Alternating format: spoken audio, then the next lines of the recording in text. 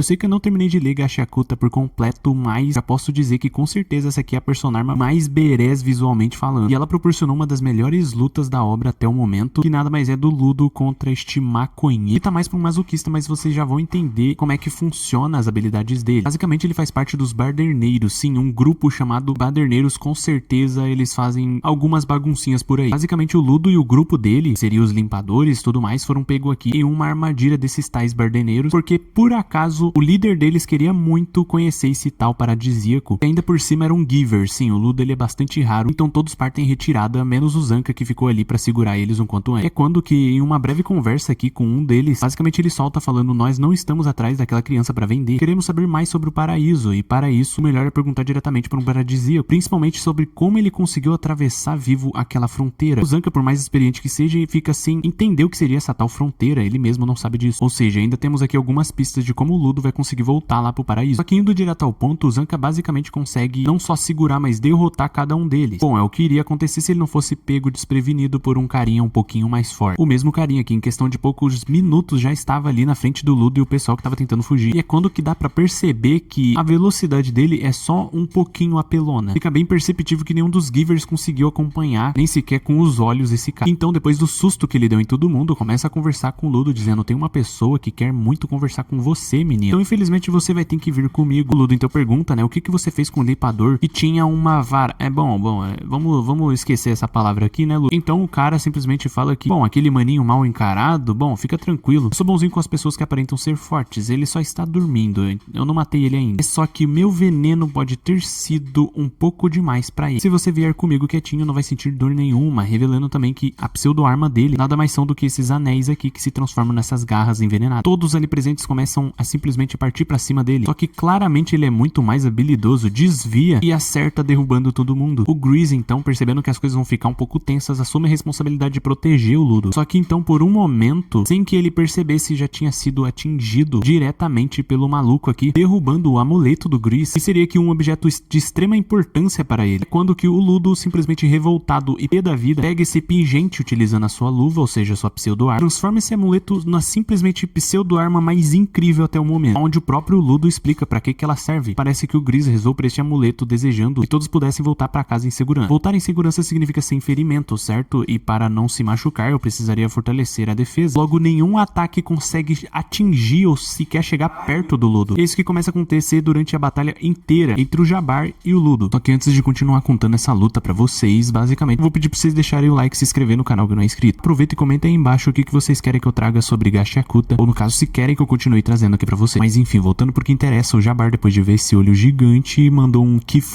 bom, a gente já sabe disso. Só que então, obviamente, por ele não saber, ele acaba dizendo essa seria a personarma desse tal paradisíaco. Só que o mesmo tá pé da vida depois dele simplesmente atacado o Grease na frente do menino. Então, depois de ser desafiado, o Jabbar se apresenta falando tal o nome dele e mete me deu vontade de brincar um pouco contigo antes de te levar embora. Cara, eu acho que isso ficou um pouco estranho, ainda mais falando pra um menor de idade. Eu acho que você sabe disso. Pior ainda, ele fala: bora fuder um ao outro até virarmos uns trapos. Como assim, cara? Isso aqui tá parecendo outra coisa. Ele então ataca com toda a velocidade, direcionando ao Ludo. Só que então, no piscar de olhos, quando ele atravessa toda aquela barreira, ele se encontra no chão, não conseguiu atingir o Ludo. E assim foi acontecendo um golpe atrás do outro, ele não conseguia acertar. Até que então que o Ludo ele explica, né, basicamente tudo que eu já expliquei pra vocês no começo do vídeo, entre aspas, que essa personarma basicamente impede com que o ataque do adversário alcance o portador, no caso o Ludo. Só que então o Jabbar diz uma coisa que faz sentido, tá? Os meus ataques podem não te acertar, mas os teus ataques também não vão me acertar, porque você não tem ataque nenhum. Então o Ludo fala assim: você não percebeu que até agora eu desviei dos seus ataques sem dar um passo sequer? Não era eu que estava me mexendo, e sim você, Jabbar. Eles perguntam: que diabo você tá falando? Não tô entendendo nada. Então ele estica as mãos, apontando diretamente pro Jabbar que está vindo de encontro a ele, e diz: ou seja, eu sei para onde você vai. Esta proteção não serve para ataques, porque é a manifestação da prece do Grease. É por isso que eu vou usar a arma do Grease, só com os punhos desarmados, e te socar na cara. Tipo, resumidamente, ele faz isso mesmo. E o que já mostrando um pouco como é que vai desenrolar toda essa luta. Basicamente, o Jabbar tentando acertar o Ludo e o Ludo contra-atacando sem levar um dano sequer. E de fato, isso vai se repetindo. Só que pelo que parece, o Jabbar agia de uma forma com que dava a entender que ele tava gostando de levar um socão no meio da barriga. Só que nessa, por acaso, ele tentando mesmo utilizar o objeto pra tampar a visão daquele tal olho e aumentando a sua velocidade ao máximo. Não adiantava de jeito nenhum. O olho via tudo. Literalmente o olho que tudo vê. Enquanto o Jabbar pensava, me percebeu pra cara. Ele levava novamente um contra-ataque. Sério, ele não tinha reação. Até que chegou num nível que ele basicamente literalmente ia desistir, pelo menos é o que parecia. Até o momento que ele fala, fazia muito tempo que eu não tomava uma bela de uma surra dessas, e você também conseguiu se divertir batendo tanto assim em alguém. Eu quero que você sinta também, aliás, eu acabei percebendo, mas você tem certeza que não é a habilidade de identificação uma intenção agressiva e desviar desse ataque, o poder dessa personarma? Ele tá querendo dizer ele somente vai dizer aos ataques que tem a intenção de acertar diretamente o Ludo, ou seja, se ele vier sem uma intenção assassina, seja o que for, talvez o olho não perceba isso. Então ele simplesmente ativa novamente a sua personarma, dizendo: a minha personarma Mankiller tem nas garras do lado direito um poderoso anestésico, e então ele utiliza nele mesmo para ele não sentir dor e passar a ficar, entre aspas, consciente, ainda assim levando a teoria que ele mesmo criou. A sua personarma vai me identificar com uma intenção agressiva. Ele então parte pra cima mais rápido do que nunca, principalmente mais maluco do que nunca. Sério, essa cara aqui, pelo amor de Deus, isso aqui é um bicho. Só que novamente tudo acontecia igual a antes. E ele mesmo admite, não funcionou, levando um outro socão no meio da cara. Só que então ele fica cada vez mais louco, gritando assim, enquanto o Ludo pensa: esse cara, ele realmente perdeu a consciência com o próprio veneno. A proteção de Gris só funciona quando há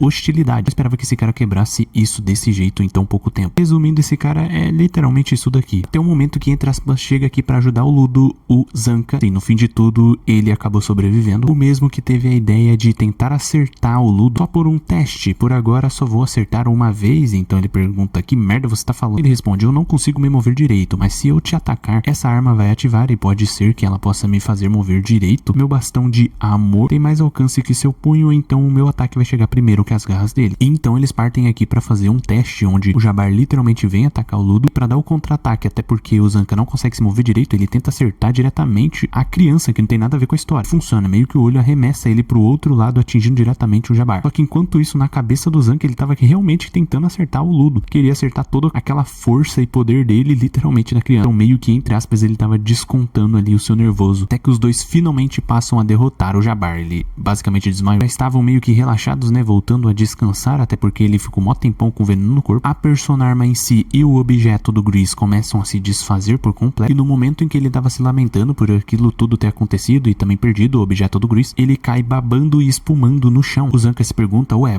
quando você foi acertado pela garra dele? É quando o Jabbar simplesmente se levanta falando: eu me diverti pra caramba, eu não sei muito, mas parece que o meu eu inconsciente fez bastante estrago por aqui. Resumindo, o fim da batalha é ele basicamente levando o Ludo embora, até o momento que ele se depara com o restante do grupo. Mas a partir daí já é papo pra um outro vídeo, uma outra história. Reforçando, se vocês gostaram, deixa o like e comenta aí embaixo que vocês querem que eu continue trazendo o Gacha Kuta aqui no canal. Fora isso, se inscreve que não é inscrito e até a próxima.